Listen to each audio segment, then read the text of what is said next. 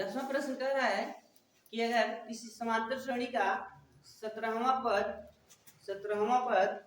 10वें पद से 7 नंबर अधिक है तो बताइए उसका सार व अंतर कितना है, डी की वैल्यू कितना है, कॉमन डिफरेंस कितना है, ये हमको फाइंड करना है।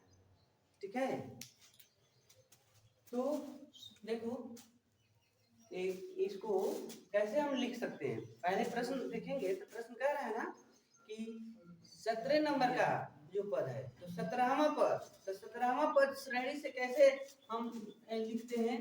देखो 17वां पद बराबर a प्लस 16d, ऐसा होगा ना, या a17 equal to a plus 16d, ऐसे हो गया। पुनः कह रहा है कि 10वां पद तो क्या लिखोगे a plus 9d, a plus 9d। ठीक है, तो इसको लिख सकते हैं a10 equal to a plus 9d। ठीक है, ये तो पद की बात हुई, अगर श्रेणी में अगर दिखे तो इस टाइप दिखेंगे। लेकिन प्रश्न का कहना है कि 17वां पद 7 नंबर अधिक है किससे, 10वें पद से। सिंपल सी बात है। यहाँ पहले देखो प्रश्नानुसार, अगर हम ये बात करें 17 और यहाँ लिख देते हैं 10, तो 17 इस 10 से कितना अधिक है, 7 अधिक है ना, दिख रहा है ना। हम चाह रहे हैं कि दोनों बराबर हो जाए, तो क्या करेंगे, इसमें ना हम 7 से प्लस कर देंगे, 7 प्लस कर देंगे, 7 इसमें जोड़ देंगे 10वां में, तब बराबर हो जाएगा ना दोनों। तो इसे प्रश्न कर रहा है कि 17वां पद मतलब ये 17 7 नंबर अधिक है किससे, 810 से। हाँ, तो 810 में हम 7 जोड़ लें तो दोनों बराबर हो जाएगा ना, ऐसे आपको करना था। अब इसकी वैल्यू रखो, इसकी वैल्यू क्या है a प्लस 16d, आई की वैल्यू है a प्लस 9d, और प्लस 7 तो जोड़वे किए हैं, दोनों साइड में इक्वल क्या दिख रहे हैं a, तो a निगलेक्ट हो गए। अब देखो इधर 16d है, इधर का 9d इधर ट्रांसफर कर दो, इधर क्या बच गया बाबू 7, तो 9 को 16 में माइनस करोगे तो क्या बचेगा 7d बराबर। तो आपको d की वैल्यू फाइंड करनी है, तो 7 और यह 7 इसके नीचे चला जाएगा ना, तो d का मान क्या मिल गया 1, ये आपका सॉल्यूशन हो गया। इसी को ढूंढना था, मिल ही जाएगी मंजिल भटकते भटकते। मंजिल पाने का इरादा है आपके मन में होना चाहिए, जज्बा होना चाहिए, तो ऐसे ही आप पहुंच जाएंगे। ठीक है, क्वेश्चन नंबर 11। ठीक है, तो क्वेश्चन नंबर 11 क्या कह रहा है बाबू, तो 11 का कहना है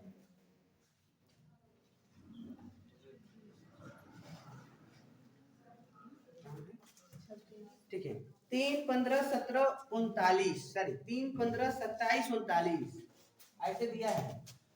समांतर श्रेणी का पद दिया है 3, 15, 27 और 39 डॉट डॉट का कौन सा पद 54वें पद से 132 अधिक होगा।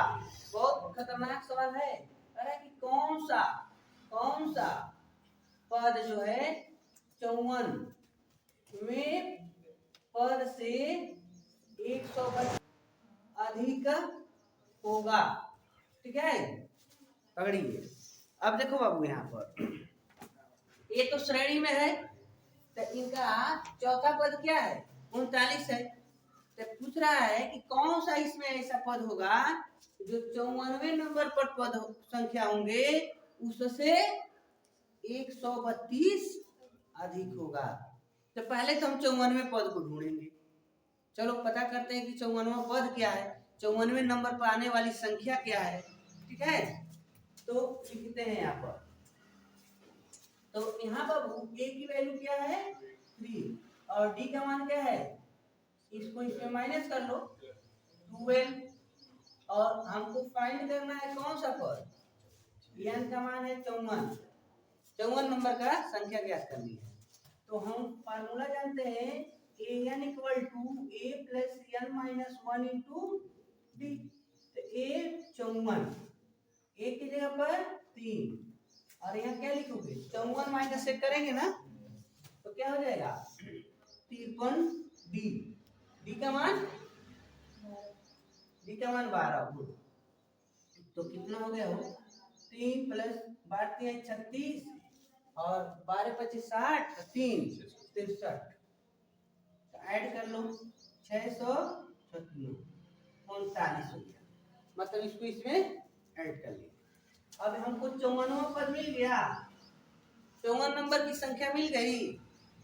अब प्रश्न कर रहा है कि कौन सा ऐसा पद है, किस नंबर पर ऐसी संख्या है जो 54वें पद से 132 अधिक है। तो पहले इसमें 132 जोड़ो। हम मान लेंगे कि एनवा पद जो है ना 54वें पद से 132 अधिक है।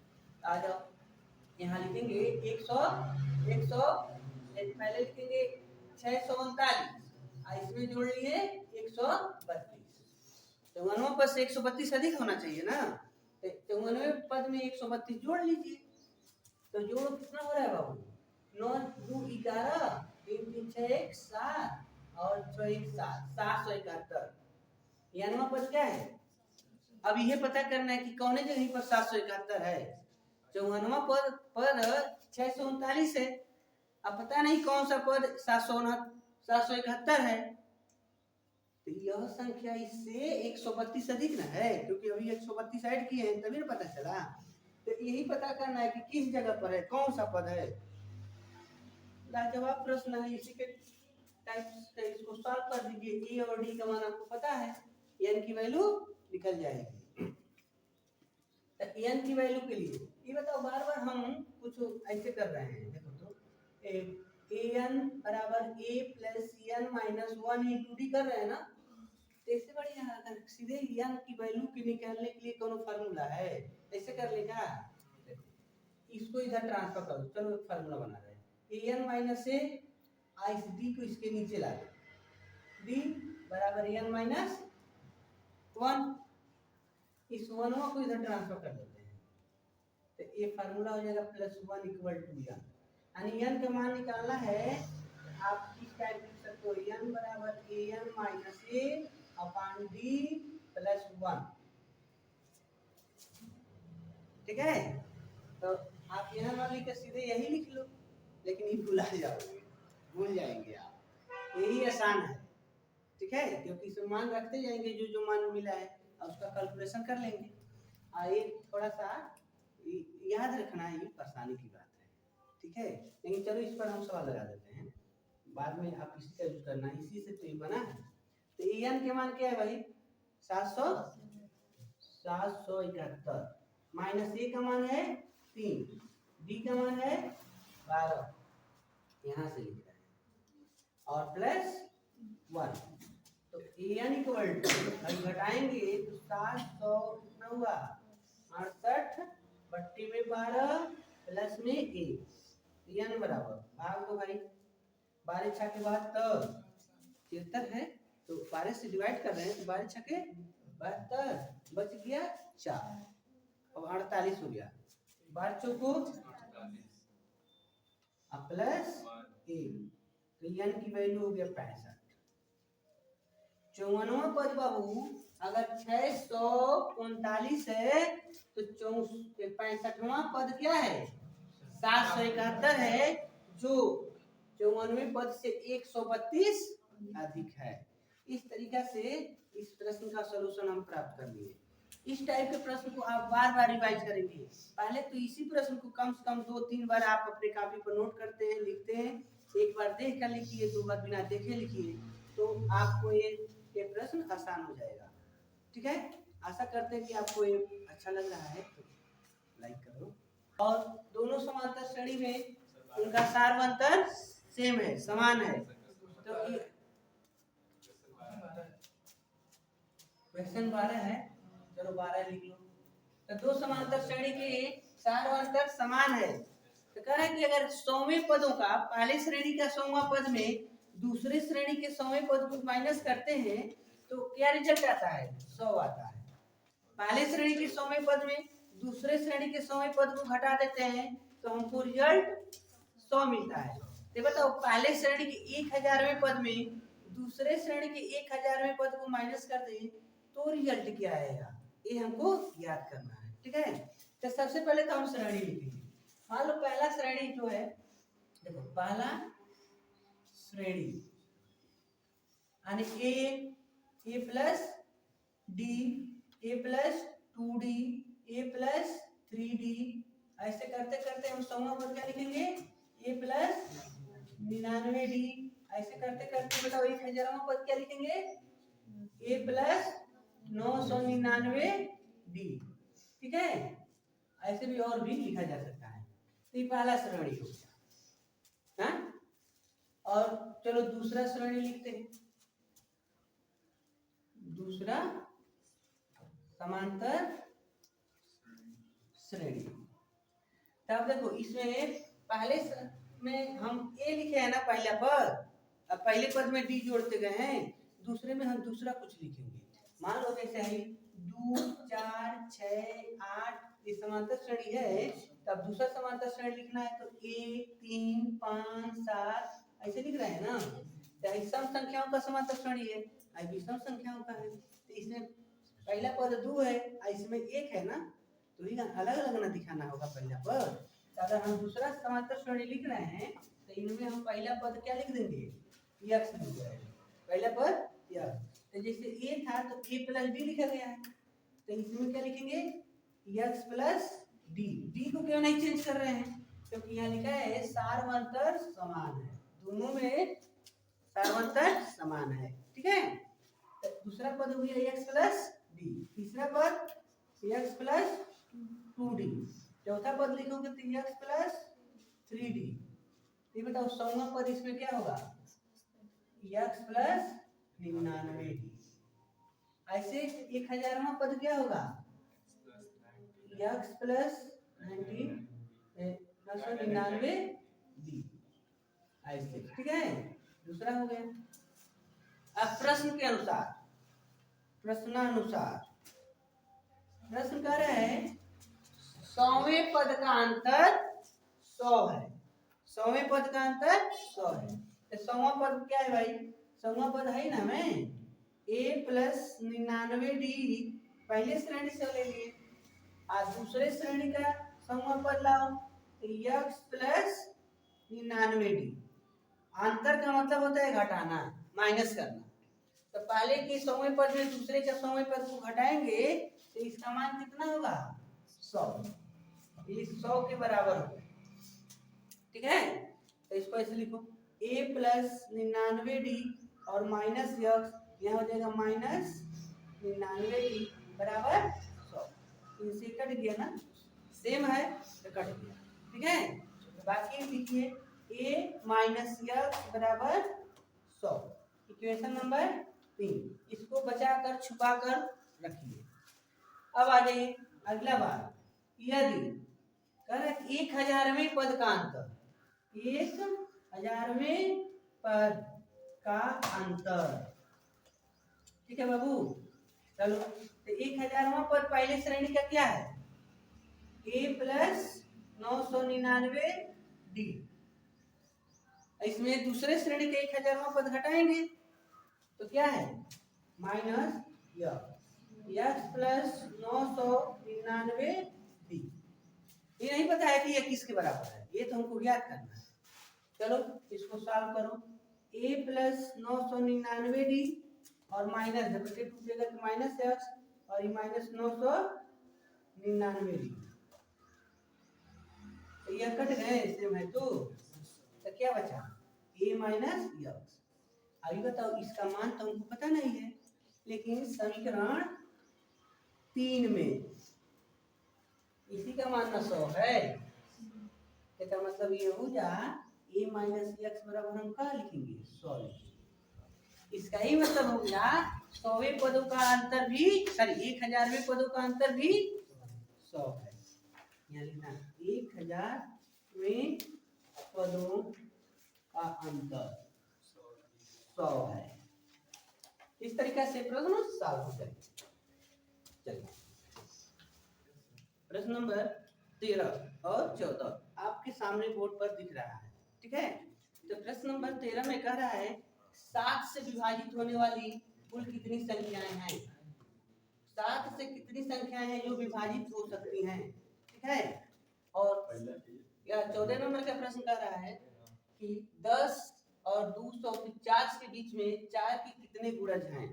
मानो अगर 4 से कटने वाले 10 से और 250 के बीच में 4 से कटने वाली कितनी संख्याएं हैं, ठीक है, ये हमको बताना है।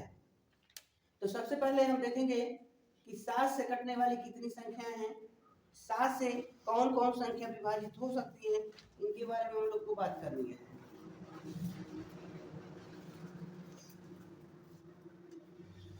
चलो यहाँ पर 3 अंकों वाली संख्या की बात, 3 अंकों वाली कितनी संख्या है जो 7 से विभाजित हो जाए। तो 3 अंकों में बताओ 3 अंक की संख्या कहाँ से शुरू होगी, 100 से शुरू होती है। सबसे छोटी 3 अंकों की कौन संख्या है, 100। 100 जो है 3 अंकों की सबसे छोटी संख्या है। अगर एक इसमें माइनस कर दे तो 99 आ जाएगा। ये 2 अंकों की संख्या है और एक 3 अंकों की संख्या है। तो 2 अंकों की जो संख्या है, 2 अंकों की सबसे बड़ी संख्या है 99 और 2 अंकों की 3 अंकों की सबसे छोटी संख्या है 100। तो 3 अंकों की सबसे बड़ी संख्या क्या है, 999। इसके बाद 1000 हो जाएगा, 4 अंकों की संख्या न हो जाएगी। तो प्रश्न का कहना है 3 अंकों वाली कितनी संख्याएं हैं जो 7 से विभाज्य हैं। मतलब 100 और 999 के बीच में ऐसी कितनी संख्याएं हैं जो 7 से कटेंगी, ठीक है। आ जाओ पहले तो हम ये पहली संख्या ही पता बताओ। 101 7 से कटेगा, 102 7 से कटेंगे। जो पहले आपको ढूंढ लेना है, 100 7 से कट नहीं रहा है। 101 में अगर 7 से भाग देते हैं तो 7 से कम 7 बच जाएंगे, 3 31 7 के 12 में 31 नहीं आएगा। अगर यहाँ पर 35 रहता तो कट जाता ना, हाँ एक मतलब 31 के जगह यहाँ पर 5 रहता तभी ना 5 उतारेंगे कट जाएगा। एक मतलब पहली संख्या क्या है 105।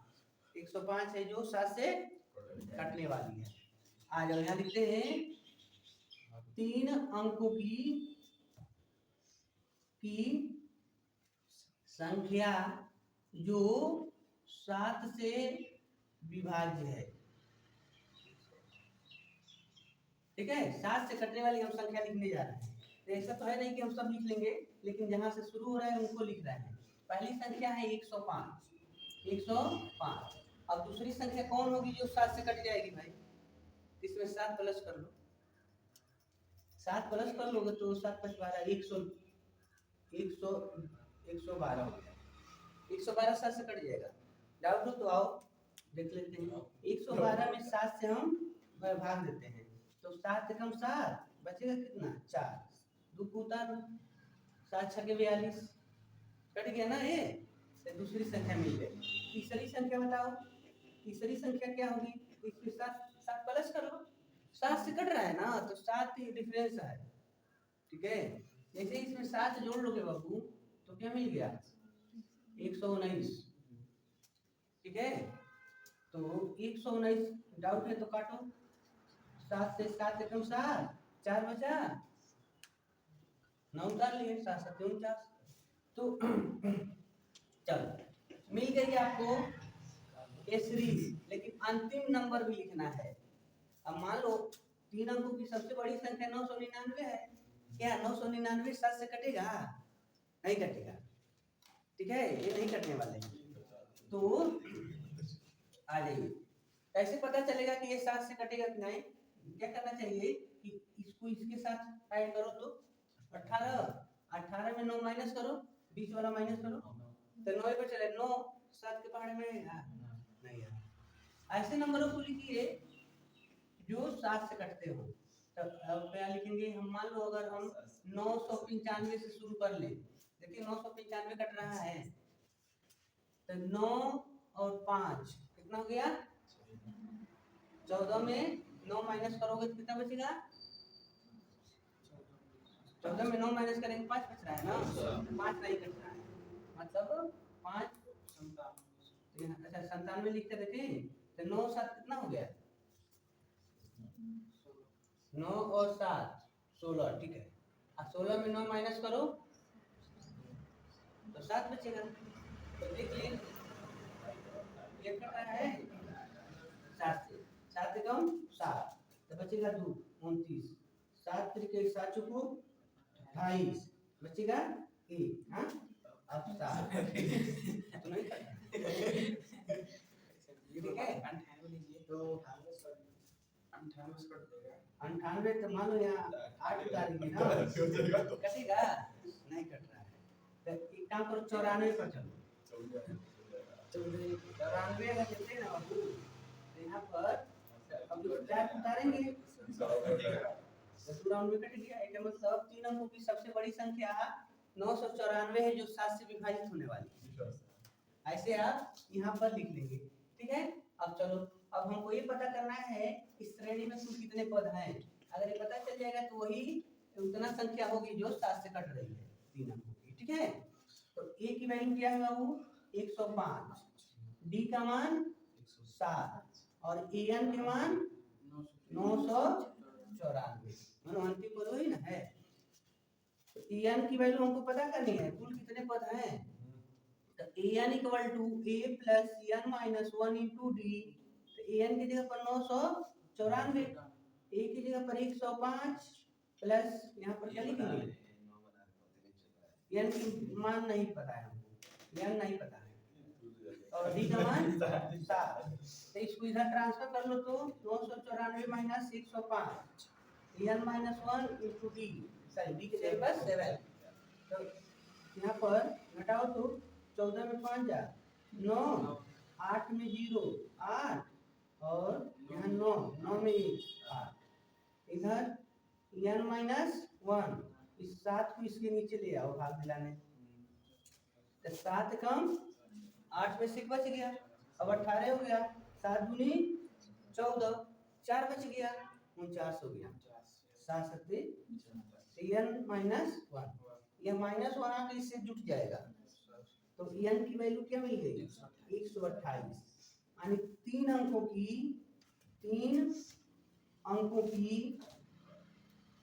कुल 128 संख्या है जो 7 से क्या है विभाजित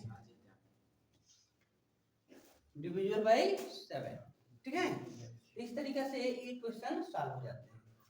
दूसरा मतलब 14 नंबर पर प्रश्न एक दिया है कि 10 और 250 के बीच में कितने नंबर हैं जो 4 के गुणज हैं, ठीक है। तो 4 के गुणज मतलब 4 से डिवाइड होने वाले या 4 के पहाड़ा में आने वाले नंबर हमको चाहिए। तो इसके बीच में ना चाहिए तो देखो 4 का गुणज, चलो भाई ये तो नहीं कटेगा 4 से लेकिन 12 कटेगा ना। 4 के पहाड़े में 12 आएंगे 4 के पहाड़े में 16 आएगा 20 आएगा ऐसे करते करते बताओ वही 4 से कटेंगे 250 नहीं कट रहा है। तो बताओ 250 के पहले कौन नंबर है जो 4 से कट जाएगा। चलो वही काट के पता कर लेते हैं। 250 में 4 से भाग दो 4 छके 24 तो बचा क्या 1 0 4 2 वही 8 2 तो 2 कम कर दो इसमें 2 कम कर दो तो 248 जो है 4 से कट जाएगा, ठीक है। रिमाइंडर 2 बचा है ना 3 नंबर को हम इसमें कम कर दिए तो पता चल गया कि ये 4 से कटने वाला 248 है। तो प्रश्न ये कहा था 10 और 250 के बीच में 4 से कटने वाले कितनी संख्याएं हैं मतलब 4 के गुणज कौन कौन है कितना है। तो हमने 10 से ऊपर 12 16 20 और 250 के पहले है 248। तो आ जाओ a की वैल्यू 12 और d का मान बाबू 4 an के मान 248 n का मान निकालना है। तो a n इक्वल टू यहाँ सूत्र है a plus n minus 1 into an के मान 248 a के मान है 12 प्लस n माइनस 1 d का मान 4 12 किधर ले आओ 248 में 12 को माइनस कर दीजिए इधर n माइनस 1 गुणे 4 यहाँ घटाओगे तो 6 3 236 और यहाँ से 4 इसके नीचे आ जाएगा बाबू, इधर n माइनस 1 केवल बचेगा। तो क्या बच गए, डाल दो पहले, 4 के बचे 20, 4 बचे 20, ठीक है। तो 3 बचेगा, 36 4 नवा 36, इधर n माइनस, तो -1 को इस पक्ष में अगर ट्रांसफर करते हैं तो n की वैल्यू क्या मिल गई 60। तो इस प्रकार 4 के गुणजों की संख्या कितनी है 60 है। 210 और 250 के बीच में 4 के गुणज कितने हैं 60, ठीक है। इस तरीके से प्रश्न सॉल्व हो जाते हैं। वीडियो अच्छा लगे तो लाइक करिए, चैनल पर नए हैं तो सब्सक्राइब जरूर करिए। यहाँ देखो कह रहा है कि n किस मान के लिए दो समांतर श्रेणी दिया है, श्रेणी 63 यह 63 65 67 डाटा कैसे तो क्या है। दूसरा 3 10 17 डाटा, यहाँ में पद बराबर होंगे, यानी कौन सा पद है जो दोनों में बराबर होंगे, ठीक है। ये भी पता करना है इसमें से कौन सा पद और इनका कौन सा पद एक दूसरे के बराबर होंगे। अब कैसे बराबर होगा भाई, ये देख लिया जाए। देखो ये 63 और 65 दो नंबर बढ़ रहा है, हाँ इसमें दो नंबर की वृद्धि हो रही है और इसमें 7 नंबर का वृद्धि हो रहा है। तो जल्दी से ना कवर कर लेगा, इनको पकड़ लेगा। तो यही पता करना है कि दोनों में ऐसी कौन सी संख्या है जो सेम मिलेगी, किस नंबर पर लिखा गया है। जैसे यहाँ तीसरे स्थान पर क्या है 67 है, इसमें तीसरे स्थान पर 17 है। तो कौन सा स्थान होगा जिसमें जहां पर इसमें की संख्या और इसमें की संख्या सेम लिखी गई हो, ठीक है, ये पता करना है। तो चलो हल करते हैं बाबू। तो पहले श्रेणी से बताओ पहला पद क्या है 63 और डी का मान 2, ठीक है। और यहाँ दूसरे श्रेणी में ए का मान क्या है 3 और डी का मान 7। प्रश्न कर रहा है कि दोनों में यनवा पद मतलब कोई ना कोई ऐसा पद होगा जो बराबर होगा। तो चलो ऐसे लिखते हैं कि पहले श्रेणी का यनवा पद और दूसरे श्रेणी का मान लो यनवा पद बराबर होंगे ना। पहले श्रेणी का यनवा पद है दूसरे श्रेणी का, तो इसमें लेते हैं 1 1, इसको लेते हैं a2 d2, मतलब दूसरे श्रेणी का है, ये पहले श्रेणी का है। तो पहले श्रेणी के यनवा पद को क्या लिखते हैं a1 plus n minus 1 into d1, क्योंकि n को नहीं बदलेंगे क्योंकि दोनों में समान पद है, पदों की संख्या दोनों में। इसमें अगर 10वां पद होगा तो इसमें भी 10वां पद होगा, इसमें अगर 12वां पद की संख्या होगी तो इसमें भी 12वां पद की संख्या होगी। तो इधर आ जाओ a2 बराबर a plus n minus 1 into d2। देखो a1 लिखे हैं यहाँ a2 लिखे हैं लेकिन n नहीं चेंज कर रहा है। अब देखिए a1 का मान बाबू 63 प्लस n माइनस 1 d का मान 2। इधर आ जाओ, यहाँ है 3 प्लस n माइनस 1 इंटू 7, ऐसे हो गया। अब देखो थोड़ा सा यहाँ 3 को इस साइड ले आओ, तो 63 माइनस 3 और प्लस कोष्टक टूटेगा तो गुणा करेगा ना 2n माइनस 2 बराबर। अब है 3 तो इधर चला गया, यहाँ 7n माइनस 7 एक से भी तो गुणा किया। अब है 63 में 3 घटा दो तो 60, फिर से 2 घटा दो, मान लो 3 2 5 नंबर में कम करने वाले हैं, 2 बार ना माइनस है, यहाँ कितना होगा 58। हाँ और अब इस वाले -7 को भी इधर लाओ, प्लस इधर कितना है 7n, इस 2n को इधर करो तो -2n। तो यह कितना हो रहा है बाबू 65 और ये कितना हो रहा है 5n, ठीक है 5n। तो n का मान क्या मिलने वाला है, n का वैल्यू हमको निकाल लिया है। तो